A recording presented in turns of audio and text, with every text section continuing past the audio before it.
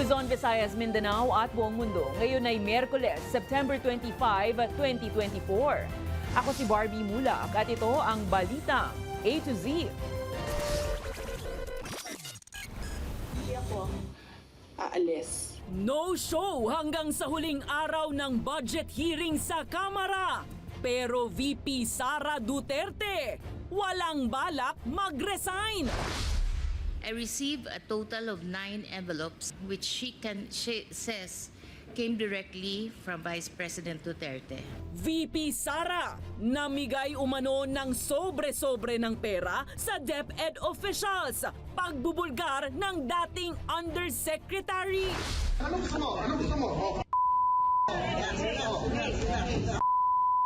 Matapos magkairingan sa plenaryo, Senators Juan Miguel Zubiri at Alan Peter Cayetano nagkaayos na ulit. Tricycle driver patay matapos pagbabaririn sa Rizal. Sa kakaiba segment, tingin-tingin sa sky dahil planet Earth magkakaroon ng isa pang moon. At sa showbiz, outstanding Asia star Kim Chiu, emosyonal sa pagtanggap ng award sa South Korea.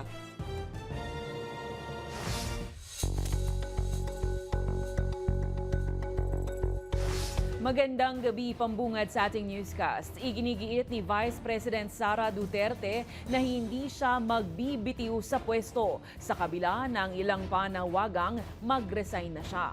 Tinapos na kanina ng Kamara ang budget deliberations para sa Office of the Vice President na hanggang sa huli ay hindi sinipot ni VP Sara. May balitang A to Z si Kim Salinas. Kaya hindi ako aalis dito dahil nilagay ako ng mga tao dito believing that I will work for the country. And that is what we did. We worked.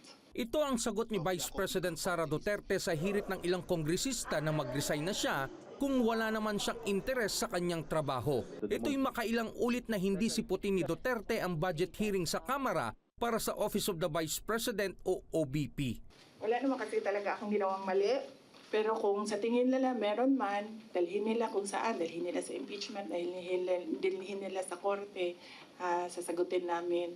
Hindi naman kasi ako sasagot sa young guns dahil kailangan ko sumagot sa 32 million na bumoto sa akin, hindi sa isa or dalawa na tao. Hindi na rin siya umaasa na maibabalik pa ang tinapyas na OVP budget. Wala na kaming expectation na mahabol pa yan. Kasi nga sinabi ko doon sa interview ko, pagdating sa BICAM, wala ding nasusunod doon except si Zaldico at si Martin Romualdez. Kung inisnab niya ang budget deliberation ng Kongreso, tiniyak namang dadalo siya sa Senate plenary. Yes, meron. Nag-aantay kami ng schedule galing sa Senate for the plenary budget hearing ng Office of the Vice President. So, a-attend kami doon. There is a joint motion to terminate the interpellations on the proposed budget of the Office of the Vice President. Is there any objection? The chair hears none. The interpellations on the proposed budget on the Office of the Vice President is hereby terminated. Pasado alas 5 ng hapon ng Miyerkules, tinerminate na ng mga kongresista ang deliberasyon ukol sa OVP budget. Ikaw ang pangalawang pinakamataas na ahensya at elected official at parang hindi ka interesado na ipaglaban, i-defend, of course, ipakita sa taong bayan kung anong ginagawa ng ahensya mo at for you to deserve that funding na hinihingi mo sa House of Representatives. Ayon sa taga-depensa ni VP Sara na si Representative Sia Alonto Adyong, nauunawaan niya ang pagkadismaya ng ibang kongresista. This is the first time, no, in the history of our nation since the post-EDSA revolution, since the Cory, under the Cory 1987 Constitution, that is sitting Vice President refuses to attend the budget deliberation. Those are signs of frustration, disappointments from my colleagues, which I completely understand. Right. Each agency really has to be present especially during budget plenary debate. Hindi na umaasa si Adjong na magkakaroon pa ng pag-amyenda sa inaprubahang OBP budget na 733 million pesos mula sa naunang panukalang mahigit 2 bilyong piso. Para sa Balitang A to Z, Kim Salinas. Inaakusahan ni dating Education Undersecretary Gloria Mercado si Vice President Sara Duterte na namigay umano ng buwanang sobre na may lamang pera para impluwensyahan ang desisyon ng ahensya para sa bidding process at procurement contracts. May katotohanan kaya ito? Ang buwelta ni VP Sara Duterte sa Balitang A to Z ni Naomi Almohano. Between February 2023 to September 2023, I received a total of 9 envelopes labeled HOPE, my concurrent position on DepEd during that time.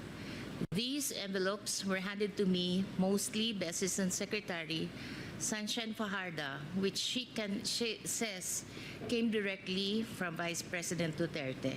Iyan ang naging matapang na pagsisiwalat ni Education Undersecretary Gloria Mercado nang humarap siya sa pagdinig ng House Committee on Good Government and Public Accountability ngayong Miyerkules.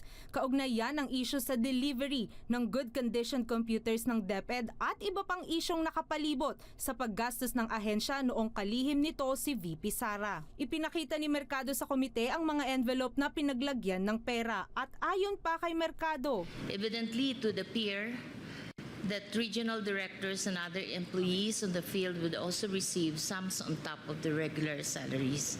dagdag pa niya, hindi niya raw kailanman binuksan ng mga sobre at inidonate na lang ang pera sa isang non-government organization. I have to protect that name.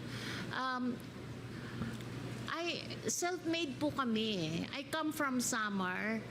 I was a scholar since I was grade 1 until I took my PhD. So I have all reasons to protect my name. Nang tanungin naman ang isang mambabatas kung tingin niya suhol ang natanggap na pera, It's kind of harsh word to use. Bribe. Or should I say, it is a means to influence your decision being the hope? It could be.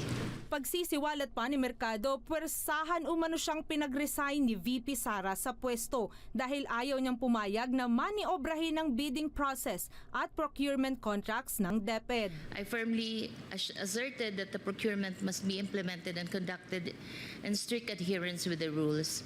Sometimes in the 3rd or 4th week of October, I was summoned by Zulaika Lopez, the Chief of Staff of the Vice President and Undersecretary of OBP. I was informed that I should tender my resignation effective that day. Samantala, agad na bumuelta rito ang pangalawang Pangulo. Gloria Mercado is a disgruntled former employee of the Department of Education. She was let go because of loss of trust and confidence sa Office of the Secretary. Hindi na rin nagulat ang bise sa ginawang pagtestimonya ni Mercado sa House Committee dahil anya, kilala na raw si Mercado na matabil ang dila. Siniraan niya yung isang USEC, isang ASEC ng Department of Education. And bago pa lang kami nun, na nagulat ako.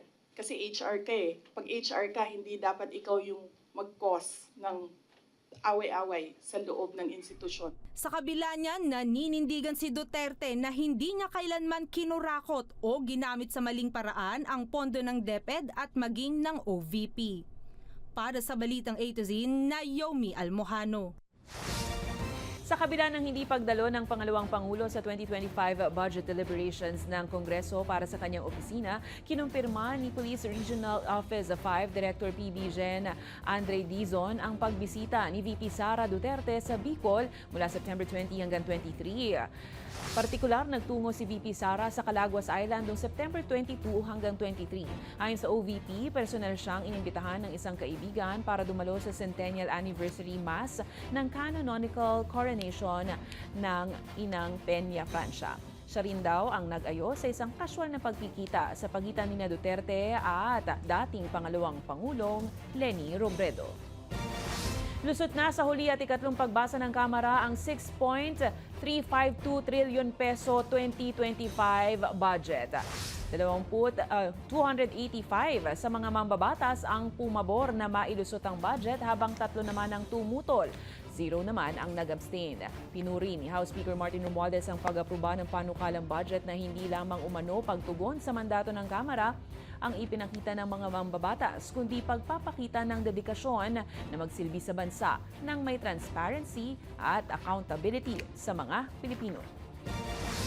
Wala nang sinasanto kahit tirik na tirik ang araw, patay ang isang tricycle driver matapos pagbabaririn habang namamasada sa Rodriguez, Rizal. Ang posibleng kaugnayan ng biktima sa iligal na droga, tinitingnang anggulo ng pulisya. May balitang A to Z, si Ian Maghanoy.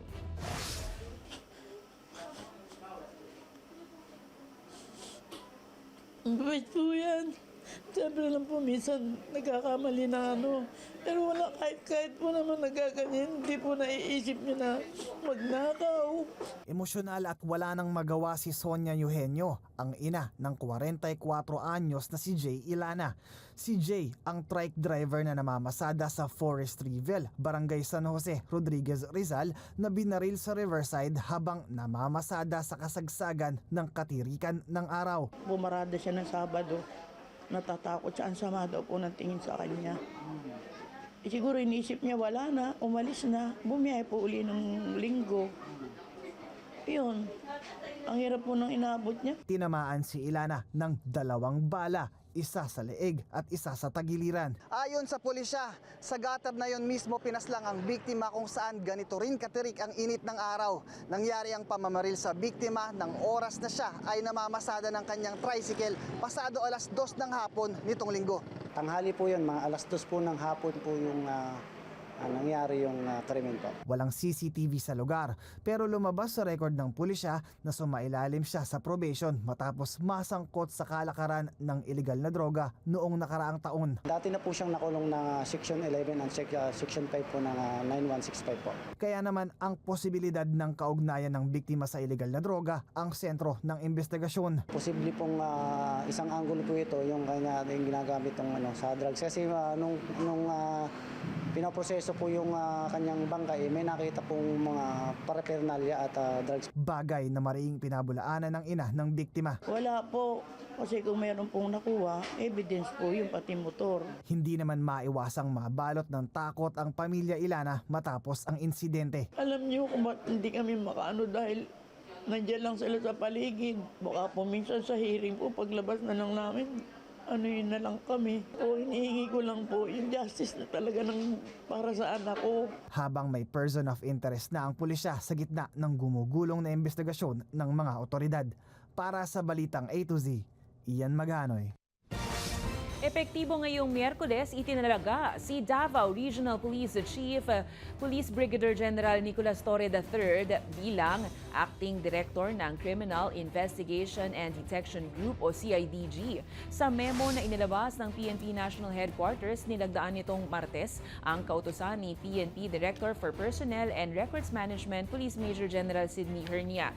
Sa ilalim ng pamumuno ni Torre na aresto ang Kingdom of Jesus Christ leader Apollo Kibuloy noong September 8 matapos ang 16 na araw na operasyon para ipatupad ang warrant of arrest na italaga si Torre sa PRO 11 noong June 16 kung saan ipinatupad din niya ang 3-minute police response time sa region ng Davao na una niyang ipinatupad sa Quezon City.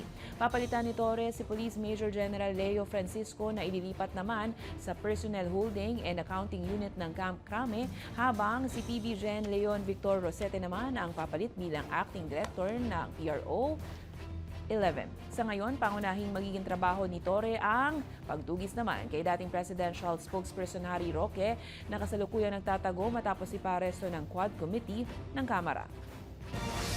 Kinilala at pinati ng Senado ang Jesus is Lord Worldwide sa ika-46 na anibersaryo ng pagkakatatag nito. Sa Senate Resolution number 202 ni Senate President Francis Cheese Escudero, pinuri ang patuloy na paglago ng JIL hindi lang sa Pilipinas kundi sa iba't ibang bahagi ng mundo. Patuloy na nagpapalaganap ng salita ng Diyos ang JIL sa Asia, Europa, Africa, Oceania at Amerika. Sa resolusyon, binigyang diin ang ambag ng JIL sa bayan na siya namang pinahalagan ng pamahalaan. Samantala, nagpasalamat naman si Senator Joel Villanueva sa suporta ng Senado sa JIL at sa simbahan. Gaganapin naman sa Luneta Park, Maynila sa October 12 ang selebrasyon ng anibersaryo ng JIL. Mr. President, true change in our nation starts with God, guided by biblical principles and the character of Christ. As our founder and spiritual director, at itago na lamang po natin sa pangalan Brother Eddie, yung kanyang pangalan, often reminds us, moral leadership is the key to good governance. And good governance leads to prosperity for everyone. This belief is at the heart of our mission as JIL people.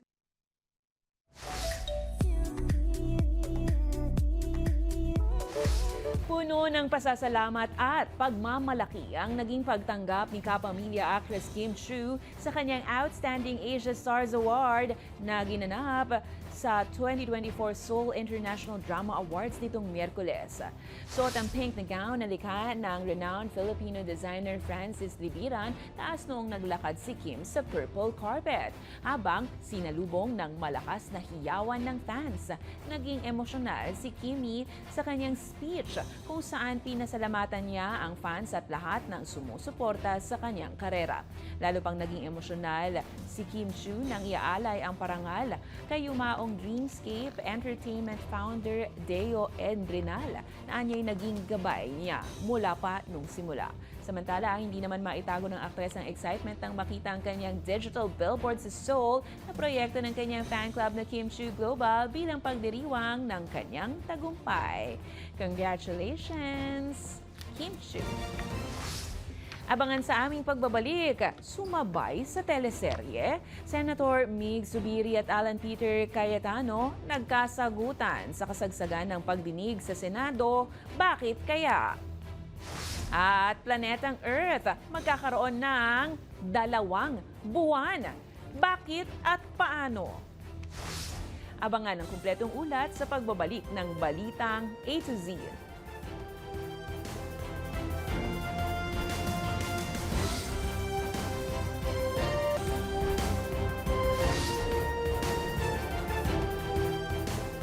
Nagkaroon din ng sariling drama ang mataas na kapulungan ng Kongreso matapos magkasagutan ang 2 senador sa mismong plenary hall ng Senado.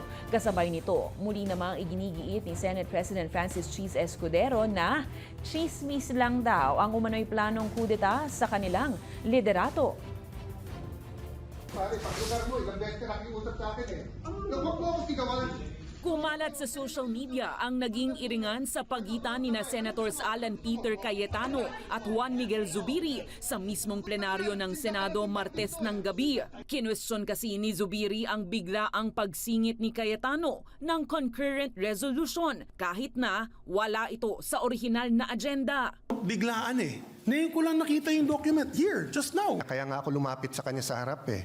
Sabi ko, gusto mo explain. Sabi niya, bukas na. Naghain ng resolusyon si Cayetano na magbibigay daan upang makaboto ang mga residente ng Embo Barangays sa 2025 midterm elections. Una na kasing sinabi ng COMELEC na hindi makaboboto ng congressman ang Embo residents dahil hindi malinaw kung saan ang kanilang distrito matapos mailipat ng jurisdiksyon mula Makati City papuntang Taguig City. Para kay Cayetano, local issue lang ito, pero giit ni Zubiri, dapat nagkaroon muna ng caucus at konsultasyon sa mga senador. Nagkataasan man ng boses, agad ring nagkapatawaran ng 2 at naipasa rin ang resolusyon. Sa lahat ng Cayetano, ako pinakamalamig ulo. And then uminit ulo ko ngayon. So I apologize to everyone, including Senate President Zubiri. Me also, I apologize for my behavior, Mr. President. Samantala, Ipinagkibit-balikat lang ni Senate President Francis Cheese Escudero ang umuugong na impormasyong may plano umanong patalsikin siya bilang leader ng mataas na kapulungan. All of these allegations about a coup are mere rumors until they become reality. So I throw the question back at you. If it is not yet reality at this point in time, then it is a rumor. Gayunpaman, nilinaw ni Escudero na nagsisilbi lang sila sa kanilang mga posisyon hanggat ito ang gusto ng mayorya ng Senado. Una nang itinanggi ng ilang senador ang umano'y planong balasahan. Nanindigan ng Department of Justice na maghahain sila ng kriminal na kaso laban kay Chinese businessman Tony Yang, ang kapatid ng dating economic advisor ni dating Pangulong Rodrigo Duterte na si Michael Yang dahil sa kaugnayan sa operasyon ng iligal na pugo. Ayon kay Justice Secretary Jesus Crispin Remulla, hindi naman umano agad na maipadedeport si Yang dahil haharapin pa nito ang kasong kriminal bukod pa sa paglabag sa immigration laws na siyang dahilan kung bakit inaresto ito ng Bureau of Immigration. Samantala, magsasagawa naman ang investigasyon ng DOJ para sa iba pang criminal cases laban kay Yang bukod sa falsification at paggamit nito ng illegal na alias. We have a choice between immediate deportation and filing of criminal cases. I think that the filing of criminal cases takes precedence now. Tiwala si Senator Ronald Bato de la Rosa na madedepensahan ni dating PNP Chief Police General Benjamin Acorda Jr. ang ibinabatong issue sa kanya na siya ang tumulong kay dating Bamban Tarlac Mayor Alice Go na makatakas ng Pilipinas. Ayon sa Senador, sinabi ni Acorda sa kanilang grupo ng mga dating PNP Chief na wala siyang ginagawang masama at handa niyang linisin ng pangalan patungkol sa issue. Matatandaang si Acorda ang umano'y itinutulong tumulong kay Go na makatakas ng Pilipinas at kasama raw umano sa payroll o sinesweldohan ng dating alkalde. Samantala, nanindigan naman si Acorda na kailanman ay hindi siya makikipagtransaksyon ng iligal at hindi niya alam na may POGO operations din ng negosyanteng si Tony Yang nung nagpakakuha ito ng larawan kasama siya. I'm sure you can explain that properly. Kung ano talaga, bakit siya nagpa-picture. Sabi na natin, if a picture takes the title somewhere, how can I live? Now, with regards to the pictures na malapit sa Pogo, wala akong kinakausap tungkol sa Pogo. Wala akong mga kaibigan na tungkol sa Pogo. During that time na nakuha yung pictures yan, 2010, you know what is the stand of the government during that time. And kahit na that is the stand of the government during that time, hindi ko po alam na may POGO operation si Mr. Yang.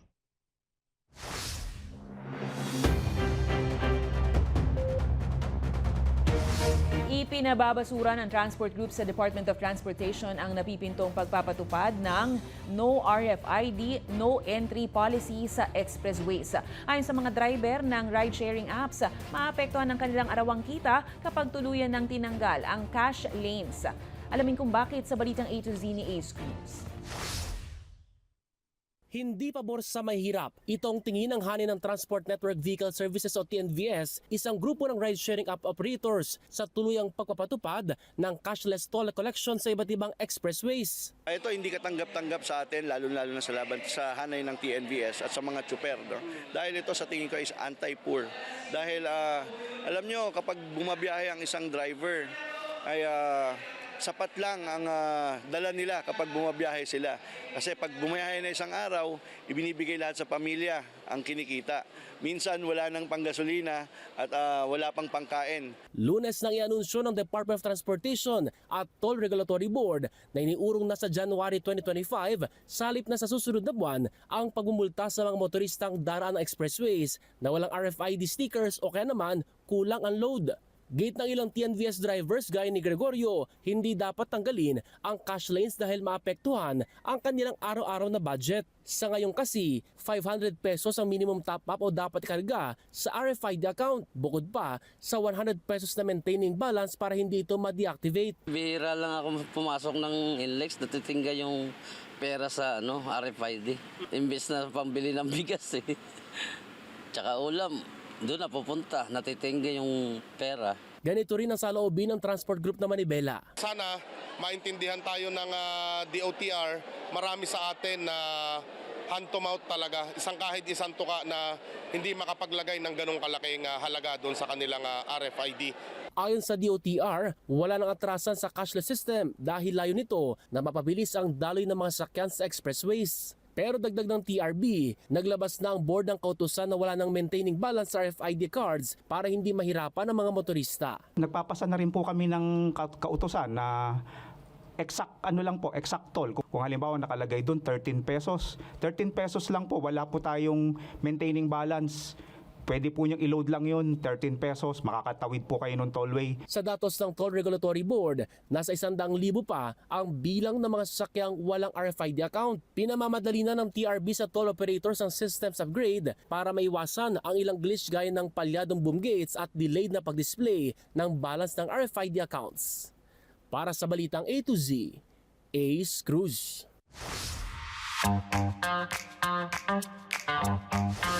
Not just one, but two. Totoo ba? Mga ka-A to Z, alam niyo bang pansamantalang magkakaroon ng second moon ang mundo sa loob ng 2 buwan? Pambihira, isang maliit na asteroid kasi na tinatawag na 2024 PT5 na may sukat na 10 metro ang pansamantalang iikot sa Earth mula September 29 hanggang November 25. Na-detect ito sa tulong ng NASA-funded Asteroid Terrestrial Impact Last Alert System o ATLAS na nakabase sa South Africa. Pero ang tanong, makikita ba natin ito ng ating mga mata? Ang sagot mga ka-A to Z, hindi po. Hindi ito makikita ng mata o kahit ng karaniwang telescope dahil sa kaliitan nito at kakailanganin ng mga advanced na instrumento para makita. Ayon naman sa mga dalubhasa sa Amerika, wala itong magiging epekto sa mundo at hindi rin ito mabubuo ang kumpletong ikot sa ating planeta at inasahang babalik rin daw agad sa orbit ng araw. Kaya, chill lang.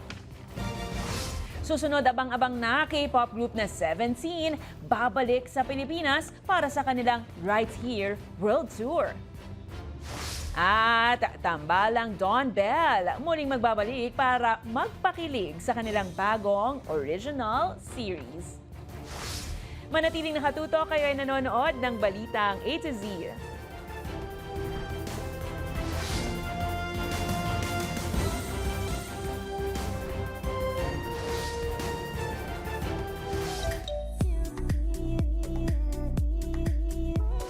Carats, markahan na ang petsa. Ihanda na inyong light sticks, outfits at energy dahil babalik ang K-pop group na 17 para sa kanilang Right Here World Tour. Matapos ang sold-out Follow Tour concert sa Philippine Sports Stadium nitong Enero, muling hahataw ang 17 sa 2 araw na konserto sa Bulacan, January 18 at 19, 2025. Bahagi ito ng kanilang Asia Leg Tour kasama ang Singapore, Indonesia at Thailand. Samantala, hindi naman makakasama sa tour sina Jonghan dahil nakatakda na silang pumasok sa mandatory military service. Gayon din si June na abala naman sa acting career sa China. But wait for sure, aabangan din ng fans ang comeback ng grupo para sa kanilang album na Spill the Feels sa October 14. Sa showbiz pa rin, Don Bell fans, ihanda naman ang inyong kilig. Muling magpapakilig sina Donnie Pangilinan at Bel Mariano sa kanilang bagong original series na How to Spot a Red Flag na ipalalabas sa VU. Produkto ng ABS-CBN Studios, VU at Dreamscape Entertainment, ito ang unang proyekto ng Don Bell Love Team matapos ang tagumpay ng kanilang teleseryeng Can't Buy Me Love. Makasama nila sa light romantic drama na ito ang mga bigating aktor tulad nina Christian Vasquez, Angel Aquino, Benji Paras, Jameson Blake at Maylene Dizon sa direksyon ni Dwayne Baltazar. Kaya tutok lang, Don Bell fans! Naimbento nga ang payong bilang proteksyon sa tirik na ang araw o minsan malalakas na ulan. Sure yan. Yan ay kung magagamit mo talaga ng tama. Panoorin ang video.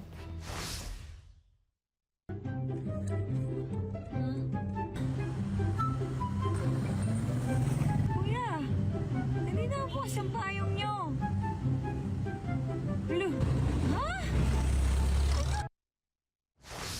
Kung Kung kayo ay may kwentong kakaiba, mga kwento ng pag-ibig, storya ng inspirasyon at pag-asa, maaari niyo itong ibahagi, sumali sa ating Facebook group na Balitang A to Z, panoorin ang replay ng ating programa at sundan ng ating social media pages, hanapin ang Balitang A to Z.